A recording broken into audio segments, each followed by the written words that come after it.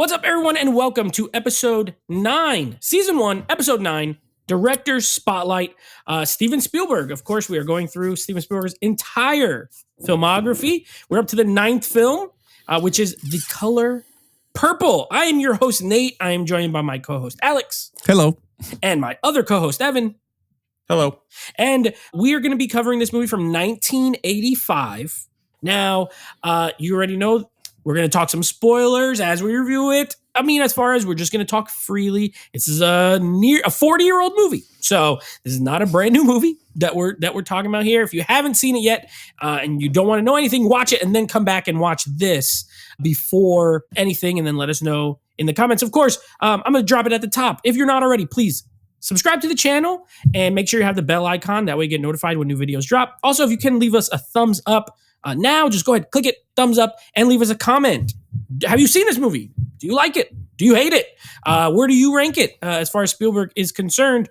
We want to know.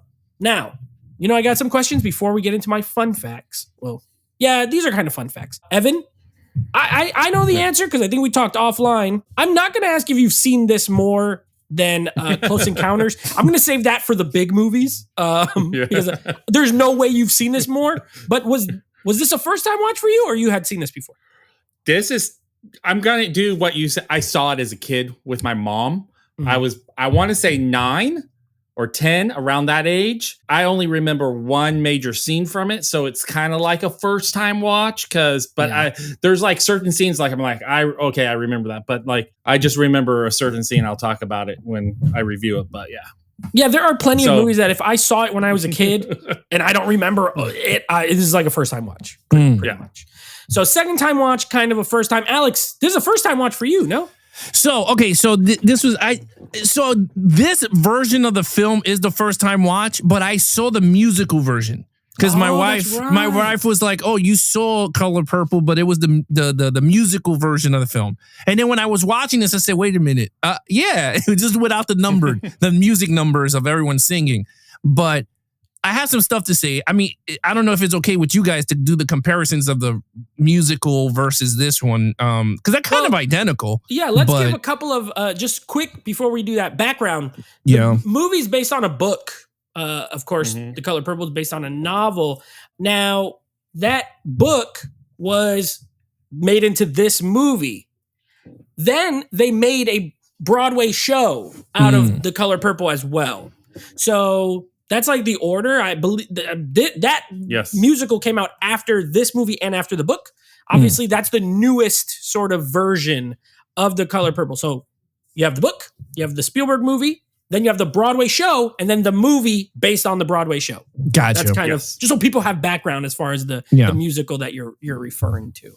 So yeah, I did see that movie as well. I saw that version at the theater when it came out. I think it was like 2020. It was like 2 years ago. I think it was 2023. I have not seen the musical. Okay, so you've never seen it. Yeah, I mean, it's mostly similar because it's based on the same book. So there are some differences. I guess we'll talk about it as we go. I feel like that's fair. Kind of talk about it as we go through the movie.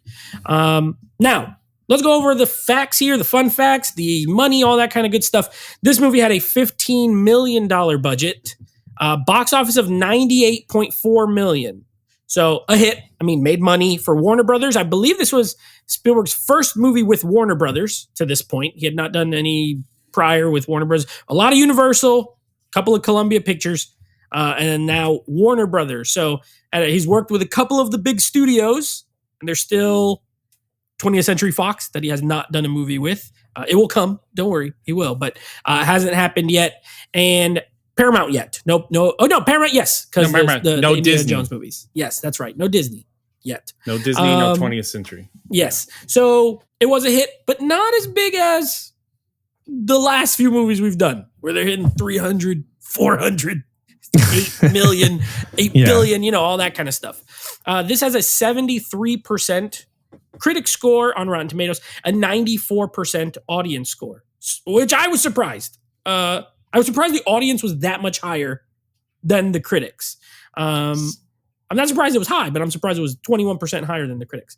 This did get nominated for 11 Academy Awards, including Best Picture, but no Best Director nomination, and it did not win any. Now, I do have a fun fact on that. I'm just going to go to it now since we're here. This film was nominated for 11 Academy Awards, including Best Picture, but did not achieve a single win. It holds the record for the most Oscar nominations without a Best Director nomination. So no movie, even to this day, has been nominated for more that did not include Best Director. And it did not win any. Okay, so on to the fun facts. Music mogul Quincy Jones, whose only prior film experience was as a composer, served as a producer and approached Steven Spielberg to direct. Spielberg was initially reluctant to take the job, feeling his knowledge of the Deep South was inadequate and that the film should be directed by someone of color. What's her first name? Alice Walker. Yes, she wrote the book. Alice Walker was likewise skeptical, but was convinced otherwise after watching E.T. the Extra-Terrestrial. Spielberg waived his usual $15 million salary in lieu of the Directors Guild minimum of $40,000. So he was normally getting $15 million per movie. He only had a salary of $40,000 on this movie. And to my knowledge, he can't waive that fee by the Guild rules. No, it's the minimum. Yeah, you have to make at least that much. Yeah, he can't say, I'm going to do this for free. He can't. That was as close as he could to doing it for free, pretty much. Damn, that's crazy. This is the first film since the Sugarland Express that John Williams did not do the score for. Quincy Jones did the score for this movie. A music icon in his own right, Quincy Jones did the score. It's a good score as well. And I'm sure we'll talk about it as we go through the movie, but no John Williams on this one. Only the second out of 9 movies that he did not do the score for. Now, Spielberg encouraged both Whoopi Goldberg and Oprah Winfrey to ad-lib during filming, including Sophia's speech at the dinner table.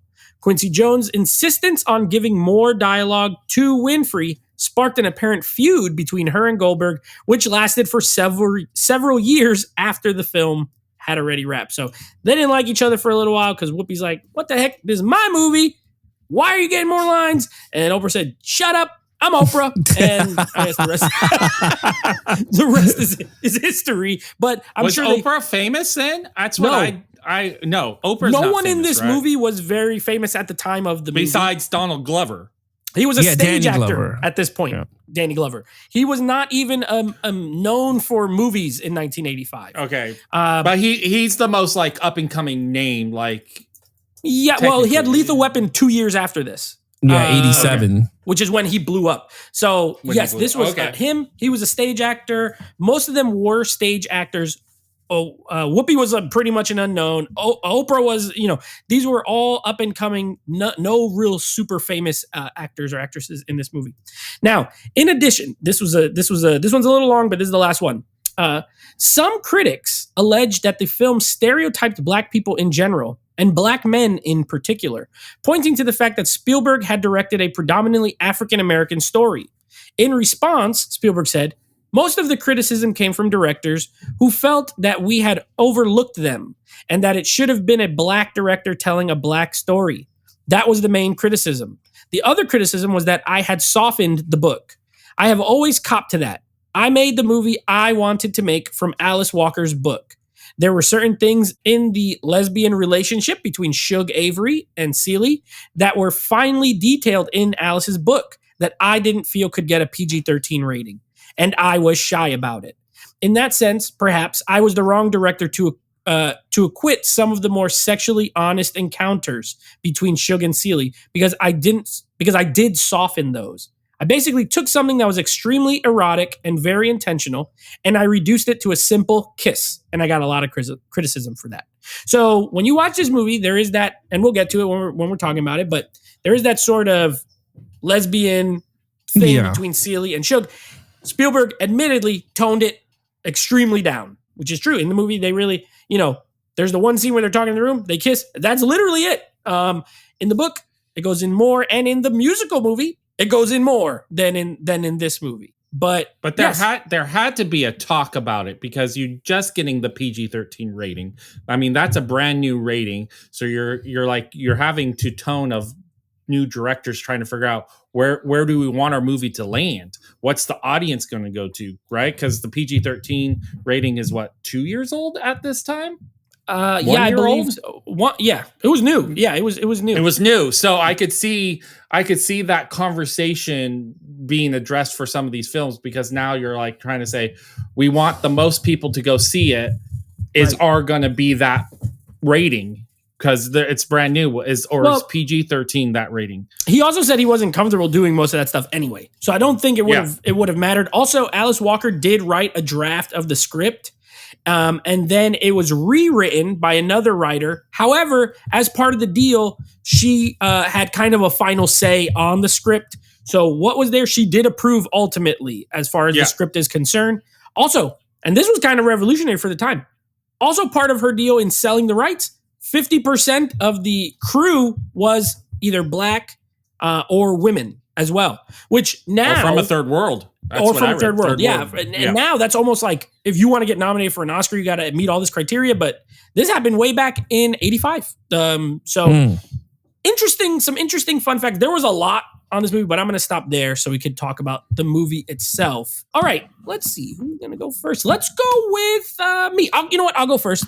Get it out the way because I've been talking and I want to take a break for a little while. Okay, Color Purple. This is my second time ever watching this movie.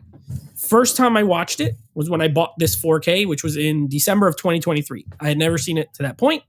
So this is a second time watch. I think this is a really good film. I understand the criticisms. I never read the book. Any movie we ever cover, me and Alex, whether it's here, Action Movie Guys, live stream, that's based on a book, I ain't read the book. I'm not a reader. I have no idea. If people tell me the book's, it's not accurate, I just have to listen to them because I've never read the book. So that being said, as a movie that I've only seen the movie of, I think this is a very good film. It's a drama.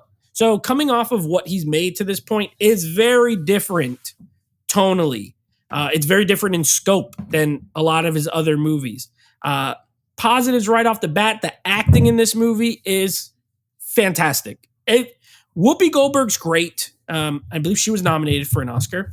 Oprah Winfrey was nominated for an Oscar for this. She's also great. She was supporting actress.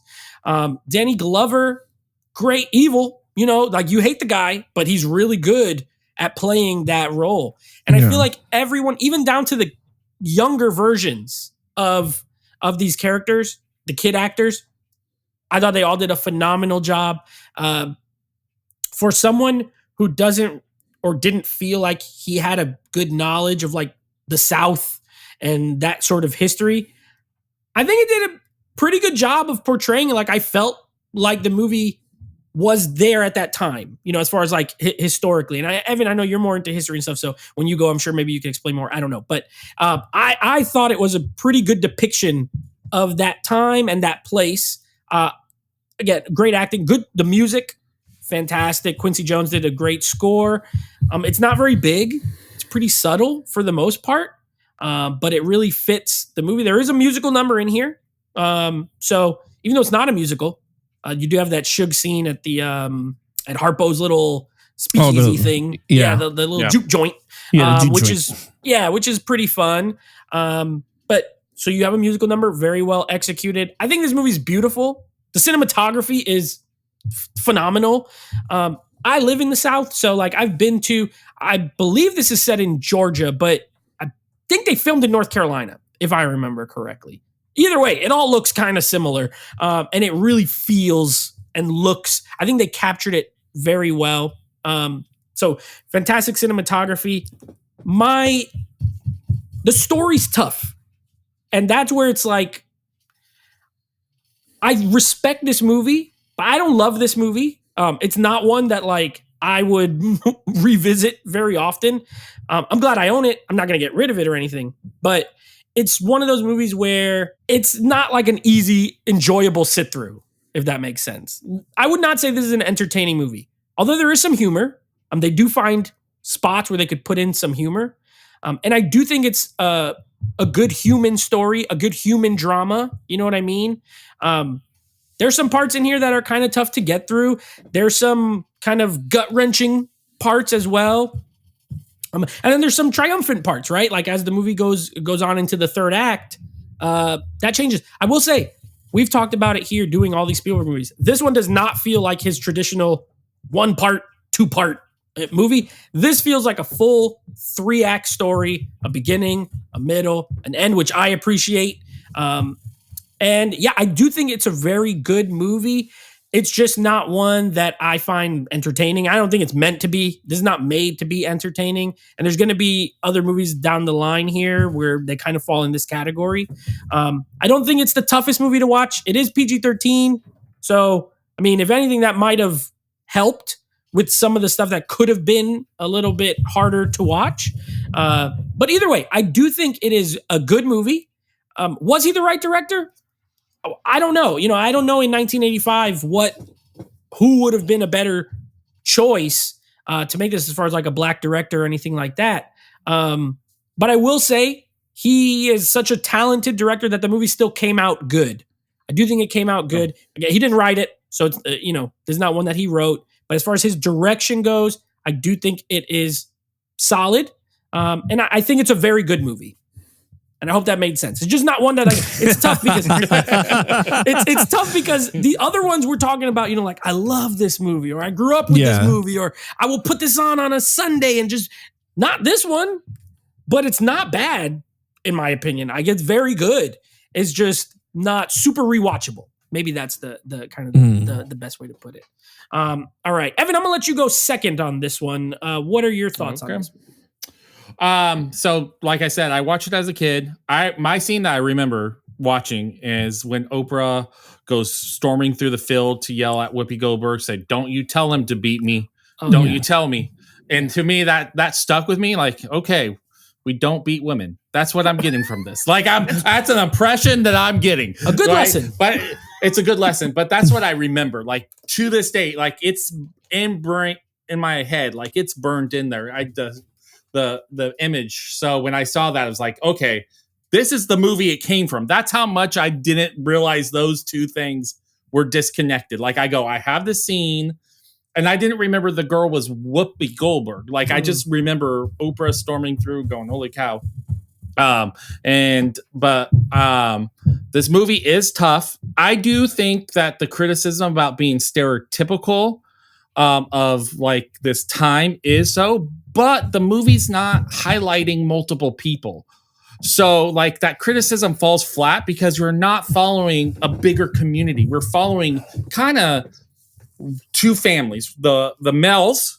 So you have the dad who beats the son, then the son who beats his son. We're following that generation. And then we're following the two sisters. Those are the two. And then Shug, technically, we're kind of following her, but she's adjunct to the story in the movie. Yeah, and Sophia. Yeah, they're like, but they're like parallels to the story surrounding those two families. So I don't like. Well, yeah, it's going to be stereotypical because we're not looking at all African American black men in the Georgia South at this time. We're watching one family, so it kind of falls flat for me on that criticism. It is. I think it's a good film. My thing I was wondering, I wanted to ask you guys, do you think Steven Spielberg, not that if he was right for it, but his style is too good, too clean for the grittiness of this story? Like, that's what I was feeling. This looks too beautiful for what we're watching. Like, I was trying to figure out like how like 12 Years as a Slave, while it looks good, it doesn't like, it has that like graininess, like roughness of the camera work. It's not as beautiful. Like to me, it was like going, there's some amazing shots. Like this is so beautiful. Then you're hearing what they're talking about. I'm like going, but I shouldn't be liking it. Cause it's that it was really hard. I did really like, we got his silhouettes. I did love that sheet of Agent Whoopi Goldberg, her character, her going into that room singing and then boom, she grows through that. I like that. So cause you, it's hard to talk about this, right? It's how like it's good. I think it's what I call an educational film. We're watching it to learn about another culture, something that happened in history. It's not in a sense of entertainment, but does it hold the story and does it make you understand and empathize with these characters and understand and go and maybe do more research and hopefully maybe become a better person from watching it? So it's like, does this movie do that? Because like we're going to definitely watch that with other movies coming up with Spielberg, where they're not like, hey, entertainment movies, but they're like I need you to be exposed to the story that happened in real life so we don't forget it type story.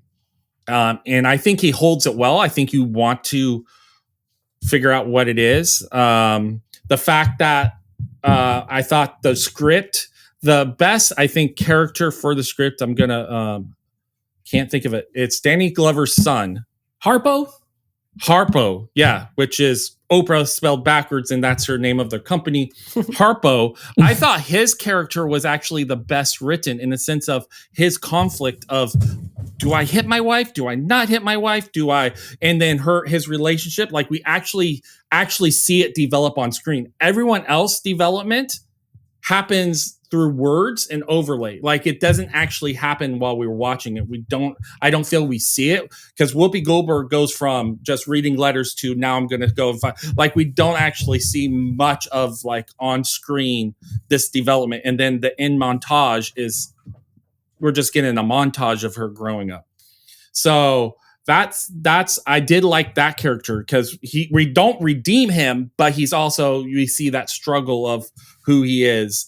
I guess my biggest complaints are I feel like I had to rewind a couple of times where I'm like, okay, what happened? Like I didn't understand when Oprah Winfrey's character Opal, like what truly happened in that scene to upset when her prison sentence. I had to go, okay, so she's now in prison, but now she's working for the mayor to serve that sentence. I had to look that up on the internet to follow that order of events. I don't know if that was the same for you. No, I just thought she hit the mayor. She said she was in prison for 8 years. They let her out.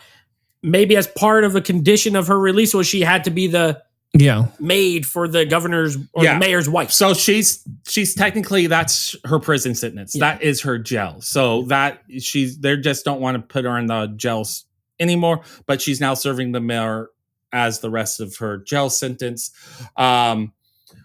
And then I would say my other thing I did not like is actually the downfall of Danny Glover's character. And because when Whoopi Goldberg's character leaves and then we see him kind of become drunk and fall apart and do all that stuff, I actually didn't need that. I didn't want that because here's the part why I'm going to say that. When she sees Whoopi's character, I can't remember the names because they're Celie. When she's owning her own dress shop and he does that wave and we're like are we supposed to be sympathetic for that? But I'm not, because has he learned? I think if we would have just had the wave without his whole scenes of him being drunk and whatever, I think that would have been a bigger impact because we're like going, what did he do from the time she left to the time he's now seeing her on the street? I personally didn't need that.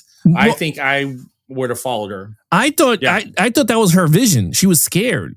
Like that he wasn't there in real life. I think that was the image of him standing there. I don't think he was there. Because he saw the sun and then he saw Oprah putting on the clothes. And because he saw the sun, I think it triggered Danny Glover from a distance. I don't think he was there physically. That's what I got from it. I don't think he was. I think he was there, but I disagree with Evan.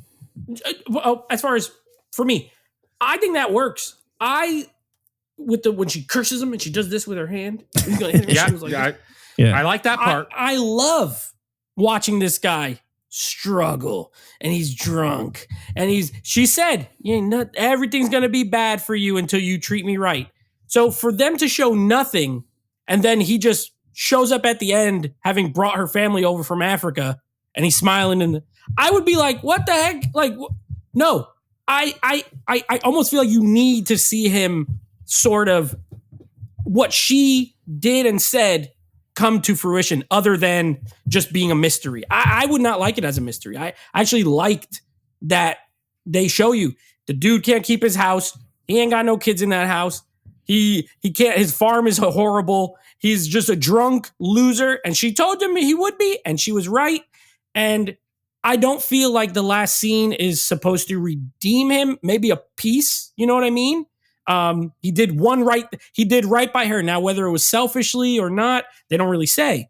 But I kind of like that they showed all all of his struggle. He deserved it. And to not show it is like weak to me. Like, no, this guy was bad. He was bad. But I guess for me, I didn't because we could have an over talk of he lost his house because we had so many of that. Like, hey, this is what's happening. What is that called? Not over talk. Narration. Narration. Yeah.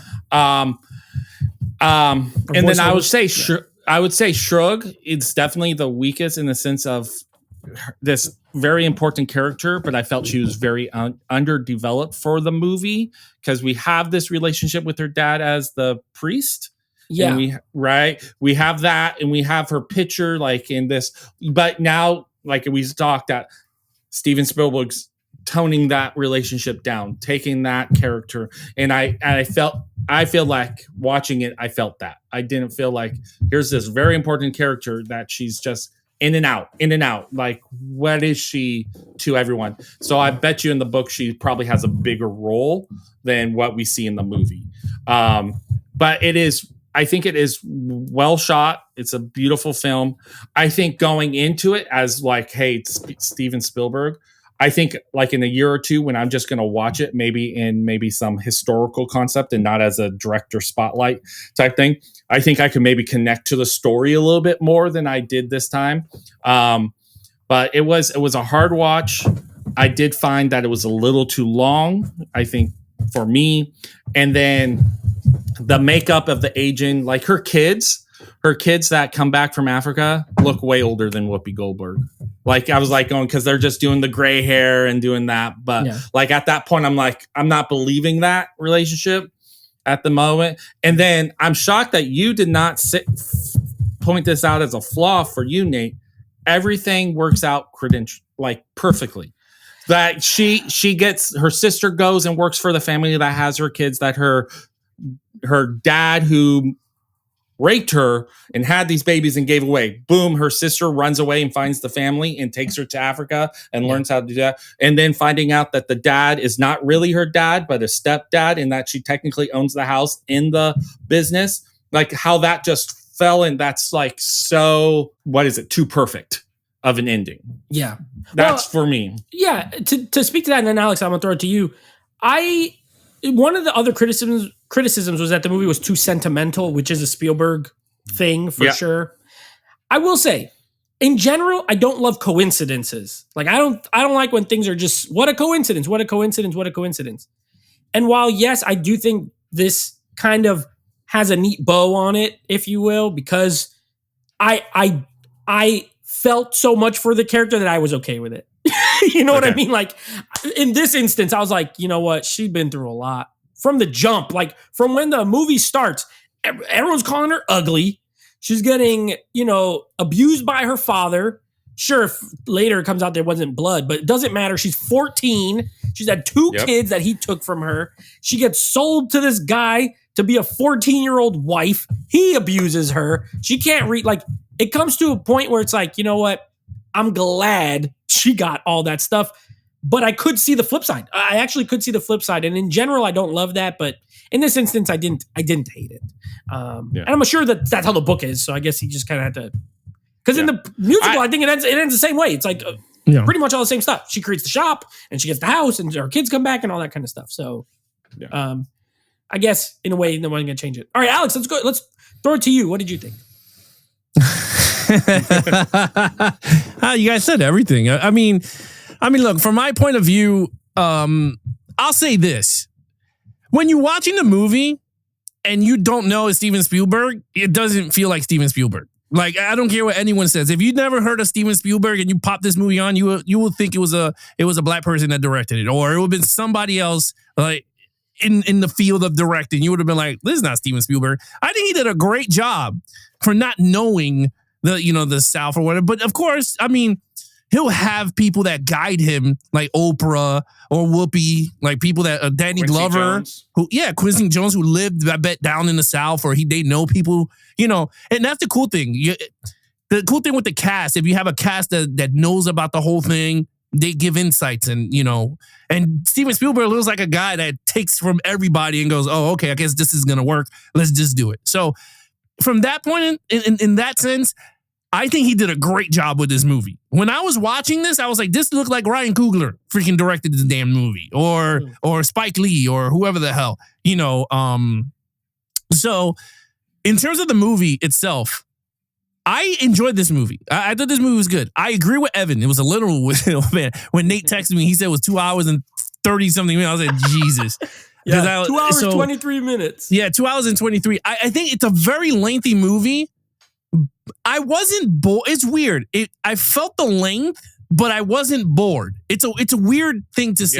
Yeah, I agree. Like, you understand what I mean? Like, I was into the story. Yes. Like, I felt like this is a long damn movie, but then I was like, I wasn't mad that I'm sitting there watching it or just going bored out my mind. I was really into the movie. Certain scenes, yeah, sure, you can take out. I like Whoopi Goldberg. I thought she was really good. It's funny because I don't watch much Whoopi Goldberg movies. So like, I know her from Star Trek Next Generation. So like for me, when I see her as that character. I always Sister Act. Never seen those. But yeah, like I'd never seen Sister Act, which my wife also a cop with a T-Rex. Oh, Theodore Rex. Yeah, with Theodore Rex. Oh, wait, she did a movie. Really she did a movie with the Knicks. She was a coach. Yes. Yes. Oh my God, what was that movie? I think it's called. It was a coach. No. I remember that movie. She became the coach of the Knicks. Took them to like the playoffs or something. To review that. Yeah. Well, anyway, I don't see much Oprah movies, so like I think Oprah did a great job. If this is like her first movie or whatever, I think she did a great job there. Danny Glover's I always liked Danny Glover. I think he's a really good actor. But he looks exactly. He doesn't age for nothing. His young look looks very old look. So to me, I'm like, wow, he doesn't age, but he looked great in the movie though. He was an asshole. Played him very well. He played it very well. Now, the tone of the film, to me, I know it's like stuff that is hard to talk about and all this. To me, it feels like Glory, the movie Glory. Like, I don't watch Glory all the time. Great film, but I don't watch it all the time. And this is how I feel with this movie. I think this is a great movie. The tone of it, of her getting sold off to Danny Glover, he wanted the younger sister because she was prettier, and they gave him the ugly one, and I thought that was really messed up from the father's point of view. And then I thought, I'm gonna be honest, I teared at the end of the movie when she got together with her kids. I thought that was a really awesome moment. I texted Nate. Yeah. I was like, my waterworks are kicking in. But I thought that was I thought it was a great job. Like, you follow the characters in terms of the coincidence of everything. I think it was awesome for this type of movie. I agree with Nate. I think it worked for this type of movie because she went through hell and karma, and she said that one day God was going to flip the script on her and give her, she went through all this stuff. So I kind of liked it. I don't think it was like over, what is it called? Like, it was crazy, like the way they did it. I mean, yeah, coincidence that her sister found the, okay, great. I didn't find the fact overly, that she sentimental, which is what some people say. Yeah, no, I don't know. Again, I thought the ending was awesome because what she went through, she finally got her family. Mm-hmm. And she was with the other family that she grew up with the Oprahs and the others. So you had her that extended family plus, her kids from Africa, and the sister came and they were all reunited. I thought it was awesome. Like I said, Steven Spielberg did a great job on that. Directing wise, honestly, I think it was amazing. I'm gonna be honest with you. I mean, I don't think he did anything wrong in this movie. I think he did. To me, I think he did a great job. Now, the whole thing with the lesbian or because my wife read the book and she said there was a rape scene in that book that was so graphic and detailed that she was like, there was no way they're gonna put it in. But the way Nate talked about it and during the thing on the way, it comes down to the director. If the director needs those scenes to be out in the film, then the scenes will be there. If he doesn't feel right having the characters getting raped, I mean, there's 20 different ways that you could rape someone on camera and you don't need to show it. And I think the way he did it in this movie was great. The cameras pan back and that's it. You already know what happened. So What more do you and need? I would say in 1985, I think that was the right choice because I don't think half the people like from our generation would have ever been exposed. Like I know that high school showed this movie, and middle school sometimes showed this movie. If they would have gone that graphic, it would have been about that. It would have been like The Last Temptation of Christ. I would have felt like that kind of film where it just is about the controversy and not about the content. If that makes sense. No, yeah, you're right. You're absolutely right. And honestly, look, when it comes to the new version, the musical, where I prefer the Steven Spielberg version than the musical. I think is a way better storytelling than the musical. But I think what they did in that musical extended a lot of the scenes that when I watched it, it kind of understood more. Like, for instance, when you saw Danny Glover in the field towards the end and he's happy, like she got her, she's happy and he's happy for her. Well, in the newer version, they're eating together. Like she allowed him to eat with the family. Like he's part of the family now. And he forgave her. She forgave him for everything that he did. So like, I like that. Like I like both endings. Like I thought it worked out very well. The clothes shop, I thought that was pretty cool. She had a trait and she opened up her own shop. I don't know. I just felt like she took care of her friends and even her son-in-law, which is Danny Glover's son. She didn't have to.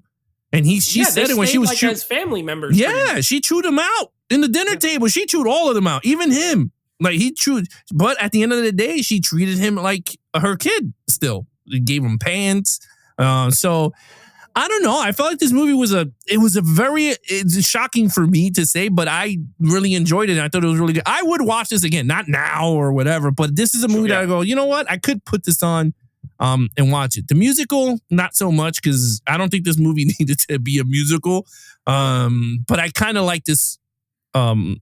You know what? Now that you're saying that, that's why I watched it. I watched this because we were going to go see the musical and I had never seen this. Gotcha. So I watched this version. And I think the next day I went to the theater and saw. I agree with you. I prefer this to the musical. It's an interesting choice for a musical as far as storyline is concerned. Yes, there is a singer in the story, but it's like to come up with musical I mean, I guess you could turn anything into a musical nowadays, so it doesn't really matter. Yeah.